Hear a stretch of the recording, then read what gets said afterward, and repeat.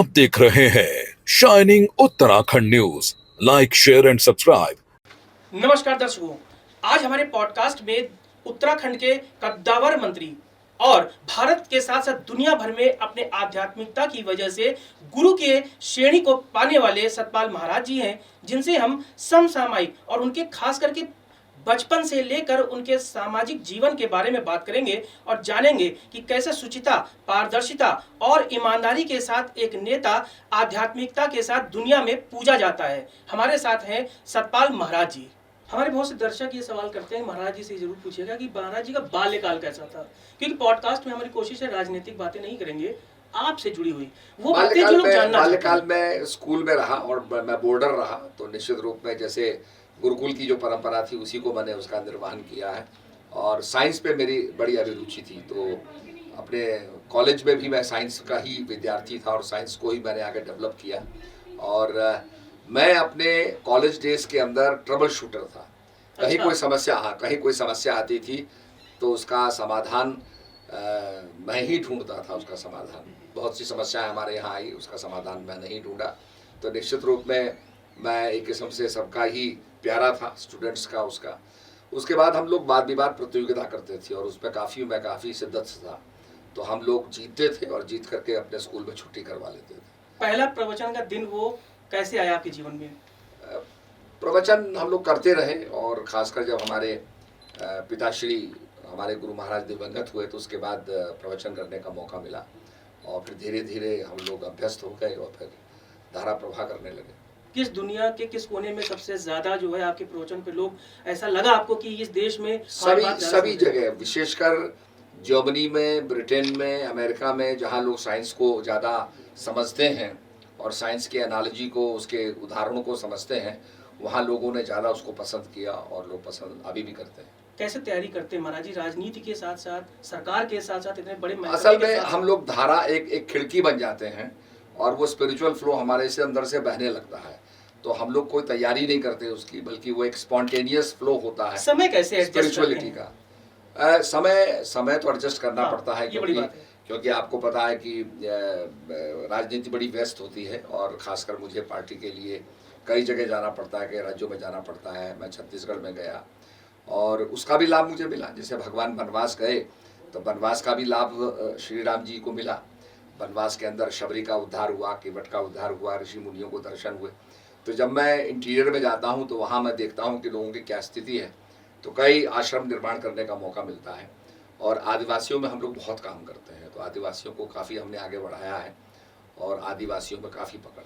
अच्छा, लोग कहते हैं कि जब महाराज जी कांग्रेस में थे तो बड़ा गांधी परिवार आपके दंडवत रहता था, आपको बड़ा विनम्रता से, आपको बिल्कुल एक गुरु मानता था।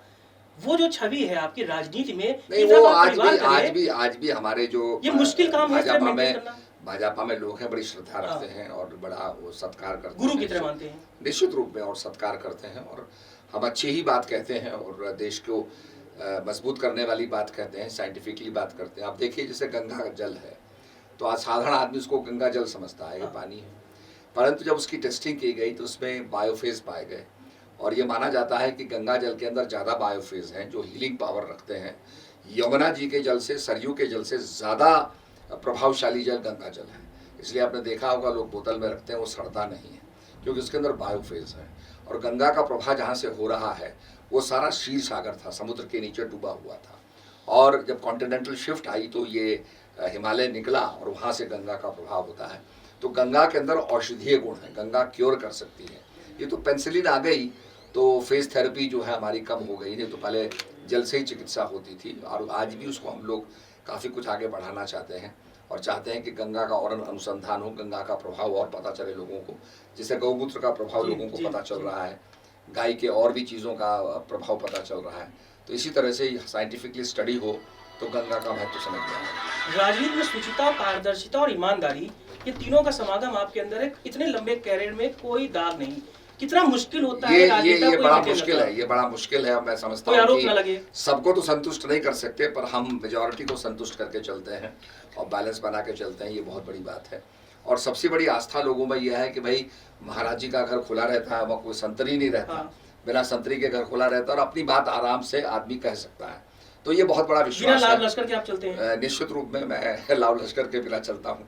एक दिन मैं नैनीताल के बाजार में जा रहा था, तो किसी ने कहा साहब आपकी सिक्योरिटी क्या है? मैंने कहा सिक्योरिटी की जरूरत क्या है, हम जब क्या कहते हैं जनसेवा मेजोरिटी में। से जीते हैं और जनसेवा कर रहे हैं और लोकप्रिय हैं, तो फिर कहता ना साहब ये तो बड़ा विचित्र है।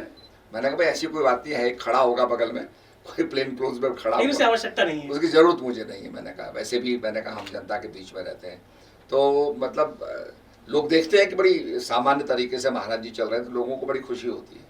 प्रधानमंत्री जी से बहुत करीबी हैं आप, मिलते हैं तो क्या बातें होती हैं उत्तराखंड के विकास को लेकर? वो उत्तराखंड के लिए चिंतित रहते हैं और निश्चित रूप में अच्छे सुझाव का वो अनुकरण करते हैं और उनको साकार करते हैं। और बहुत सी बातें ऐसी हैं, ऐसे एक चित्र मैंने उनको भेंट किया, उस चित्र को आप गौर से देखते रहिए, उसमें शंकर निकलते रहेंगे। तो ऐसे अद्भुत चित्र हैं जो हमारे PWD गेस्ट हाउस में लगे हुए थे। जब मुझे बताया गया तो मैं वहाँ जा कर के उस चित्र को लाया, उसको डुप्लीकेट किया और उस चित्र को मैंने माननीय प्रधानमंत्री जी को भी भेंट किया, रुद्राक्ष भेंट किया। तो वो काफ़ी इन चीज़ों में काफ़ी रुचि रखते हैं और मुझसे कहने लगे कि ये मत समझना कि मैं इसको रखूँगा, मैं इसको पहनूंगा। तो काफ़ी बड़ा रुद्राक्ष मैंने उनको भेंट किया था। तो काफ़ी आध्यात्मिक उनकी रुचि रहती है। आखिर में पूछूंगा, उत्तराखंड की जो ट्रेडिशंस हैं, फोक कल्चर, डांस, फूड, इसको लेकर आप बड़े गंभीर रहते हैं, खासकर टूरिज्म को लेकर। जी हाँ तो जी। ये कनेक्टिविटी आप कैसे जोड़ रहे हैं? ये ऐसा है कि हम लोगों ने जो 5 स्टार होटल्स हैं उनसे आग्रह किया कि आप पहाड़ी डिश को प्रमोट करें और अपने यहाँ भी पहाड़ी थाली को आप प्रोत्साहित करें। तो बड़ी खुशी की बात है कि सारे 5 स्टार होटल्स में आज हमारी पहाड़ी थाली मिल रही है। और यही नहीं, मैं कई रेस्टोरेंट्स में जाके चखता भी हूँ, तो बहुत जगह मैंने देखा कि लोग जख्या डाल देते हैं, दाल में भी जख्या, सब्जी में भी जख्या। मैंने कहा जख्या एक स्पाइस है और वो फ्लेवर को इन्हेंस करती है, पर सब जगह आप जख्या डालेंगे तो जख्या का ही फ्लेवर आएगा। तो ये जो चीज़ डाली जाती है उसी को डाला करें। तो एक तो सबसे बड़ी चीज़ यह है। और हमने अभी वर्ल्ड फूड डे के अंदर 3 पेस्ट्रीज का जो है लोकार्पण किया। उसमें एक गढ़वाली पेस्ट्री है, एक उसके अंदर कुमाऊनी पेस्ट्री है और एक जौनसारी पेस्ट्री है। जब मैंने तीनों पेस्ट्री का जिक्र महामहिम राज्यपाल जी से किया तो बड़े खुश हुए, कहने लगे देखो आपने त्रिशूल बना दिया। लोग अक्सर गढ़वाली कुमाऊनी की बात करते हैं, जौनसार आपने जौनसारी डाल दिया उसमें। तो उसमें जौनसार शब्द डाला। और जौनसार के अंदर हमने ये किया कि जौनसार के अंदर बहुत ज़्यादा अखरोट होता है, बहुत अच्छा अखरोट होता है। तो अखरोट को लेकर के, वॉलनट को लेकर के हमने पेस्ट्री को बनाई है। उसके अंदर मिलेट डाला है, श्री अन्न जिसे कहते हैं, और बहुत अच्छी पेस्ट्री बन के आई है। उसके बाद कुमाऊनी पेस्ट्री के अंदर बाल मिठाई का पुट डाला है, उसका फ्लेवर आएगा।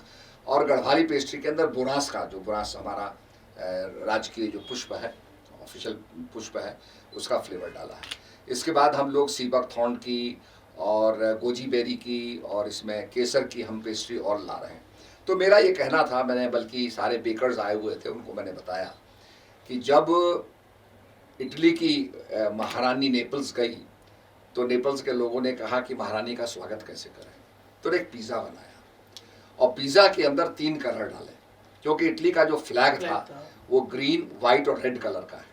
तो उन्होंने ग्रीन डाला, तुलसी डाली जिसको बेजल बोलते हैं वो डाली, वाइट जो है वो चीज़ को डाल करके वाइट को रिप्रेजेंट किया, और टमाटर को डाल करके, टमाटो सॉस को डाल करके रेड को रिप्रेजेंट किया। वो बन गया मार्गरीटा पिज़्ज़ा। आज भी हम जब जाते हैं, किसी को वेजिटेरियन पिज़्ज़ा खाना है तो वो मार्गरीटा पिज़्ज़ा। और आपने ब्लैक फॉरेस्ट की बात बताई थी। और ब्लैक फॉरेस्ट की बात मैंने बताई, क्योंकि ब्लैक फॉरेस्ट में जब खुद देखने गया तो मैंने कहा भाई ये ब्लैक फॉरेस्ट कैसे नाम आया। उन्होंने कहा जी यहाँ जंगल इतना डेंस है, इतना सघन है कि सूरज की किरण नीचे नहीं पड़ती, तो इसको हम बिल्कुल ब्लैक बोलते हैं। तो इसी से हमने पेस्ट्री को ईजाद किया और जर्मन्स ने उसको इतना प्रमोट किया कि आज वो सब जगह हम भी खा रहे हैं। तो मैंने फिर बेकर्स एसोसिएशन से कहा कि भाई आप क्यों नहीं गढ़वाली पेस्ट्री बनाइए, आप क्यों नहीं कुमाऊनी पेस्ट्री बनाइए, आप क्यों नहीं इसके अंदर जो है जौनसारी पेस्ट्री बनाइए। तो अब वो इन चीज़ों को ला रहे हैं। हमारे यहाँ जैसे जौनसार के अंदर अस्के खाते हैं, हम चाहते हैं उसको भी हम प्रमोट करें। हमारे यहाँ भरी हुई रोटी खाते हैं, भूड़ा खाते हैं, उसको भी प्रमोट करें। अरसे खाते हैं, उसको भी प्रमोट करें। और निश्चित रूप में मैं समझता हूँ कि इसका भी प्रचार प्रसार होना चाहिए और हम लोग इसको कर रहे हैं। एक बड़ी जिम्मेदारी प्रधानमंत्री जी ने आपको और दी है, वेडिंग डेस्टिनेशन के रूप में उत्तराखंड को एस्टेब्लिश करना। बहुत बड़ा विजन है और आप काम भी अच्छा कर रहे हैं।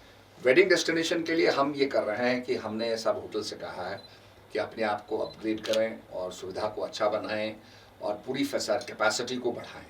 उसके बाद हम ये चाहते हैं कि 2-2, 3-3 होटल बन जाएंगे तो एक बड़ा वेडिंग डेस्टिनेशन वो बन जाएगा आसानी से। और हमने ये भी कहा है, क्योंकि PWD भी मेरे पास है, तो मैंने कहा भाई सड़क की कोई प्रॉब्लम हम नहीं आने देंगे, कहीं भी कोई सड़क डैमेज है, कुछ है तो उसको हम ठीक करवाएंगे, चौड़ी सड़क बनाएंगे और ट्रैफिक कंजेशन को ख़त्म करेंगे। तो इसके लिए भी हम लोग काम कर रहे हैं। और दूसरा हम ये चाहते हैं कि एक शंकर जी का विवाह पशुपतिनाथ से शंकर जी चलें और त्रिजुगी नारायण में उनका विवाह हो। तो ये एक किस्म से हम चाहते हैं इसको हम अपने नेपाल और भारत की संस्कृति को मजबूत करने के लिए इस प्रयास को हम करें। तो ये अपने आप में बहुत बड़ा है और त्रिजुगी नारायण एक वेडिंग डेस्टिनेशन भी बनता जा रहा है। तो खासकर रामनगर हो गया, मसूरी हो गया, देहरादून हो गया, हरिद्वार हो गया, ऋषिकेश हो गया, ये सब वेडिंग डेस्टिनेशन में कन्वर्ट होते जा रहे हैं। आखिर में चलते चलते जो दर्शक चारधाम यात्रा देखने आने चाहते हैं उनको क्या बताएंगे कि अगले साल जो चारधाम यात्रा है वो किस मायने में नया होगा? चारधाम यात्रा तो हमारी चल ही रही है। निश्चित रूप में हम चाहेंगे कि उस यात्रा के अंदर, क्योंकि अब हमारे रोड्स भी चौड़े हो गए हैं, पर हमारे धामों की कैरिंग कैपेसिटी लिमिटेड है, वहाँ अत्यधिक लोग नहीं, लोग ज़्यादा आ रहे हैं। हाँ, तो इसलिए हमने कथावाचकों से भी कहा है कि भाई जो आपके अपने प्रोग्राम्स होते हैं वो यात्रा के दौरान ना करें। यात्रा में जब लीन पीरियड होता है, कम यात्री जाते हैं, उस समय अपनी कथाएं करें या बाद में करें। और निश्चित रूप में उसकी कैपेसिटी को हम बढ़ा ही रहे हैं। अब तो धाम बन भी रहे हैं और मैं समझता हूँ कि ट्रेन भी, अब मैं समझता हूँ 2-4 साल में ट्रेन भी पहुँच जाएगी, उससे भी लोगों को फ़ायदा मिलेगा। तो इसको संचालित करने के लिए हरिद्वार से इसको संचालित करने का हमारा विचार है और इसको और हाईटेक हम बनाएंगे, जिससे आसानी से लोग वहाँ चले जाएं और वहाँ पहुँच करके दर्शन कर लें। आप हमारे पॉडकास्ट में आए, हमने समय दिया दर्शकों। महाराज जी का समय बहुत कीमती है, लेकिन पॉडकास्ट में आए, उन्होंने वो बातें बताई जो राजनीति से हटकर है। उन्होंने बताया कि किस तरह से प्रधानमंत्री मोदी के विजन यानी डेस्टिनेशन वेडिंग के साथ साथ चारधाम यात्रा को और सशक्त और मजबूत बना रहे हैं, सुविधाजनक बना रहे हैं और उत्तराखंड के जो कल्चर है, फोक है, डांस है या ट्रेडिशनल फूड्स है, उसे वर्ल्ड वाइड फेमस करने के लिए महाराज जी का प्रयास योजनाओं में नजर आ रहा है। अगले शख्सियत के साथ फिर हम हाजिर होंगे इस पॉडकास्ट में। नमस्कार।